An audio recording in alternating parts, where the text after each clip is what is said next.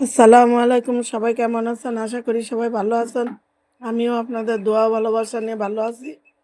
তো কই মাছ আলু ভাজিয়ে রান্না করব। মাছ ভাজা বসায় দিলাম। মাছ ভাজা হয়ে গেছে, নামিয়ে নিলাম। এবার দিয়ে দিলাম পরিমাণ মতো পেঁয়াজ কুচি, রসুন বাটা, হলুদের গুঁড়ো, মরিচের গুঁড়ো, ধনিয়া গুঁড়ো, পেঁয়াজ বাটা সব কিছু দিয়ে মশলাটা ভালো করে কষিয়ে নেব। মশলা কষানো হয়ে গেলে এবার আলুগুলো দিয়ে দেবো। এগুলো একটু নেড়ে চেড়ে কষিয়ে দিয়ে দেবো পরিমাণ মতো ঝোলের পানি। দিয়ে দিলাম ঝোলের পানি, কিছু জালি ভেন্ডি তাও দিয়ে দিলাম 2-3টা। এবার মাছগুলো দিয়ে জাল করে নেব। ঢেকে দিলাম। এবার জিরার গুঁড়ো দিয়ে মাছটা নামিয়ে নেব।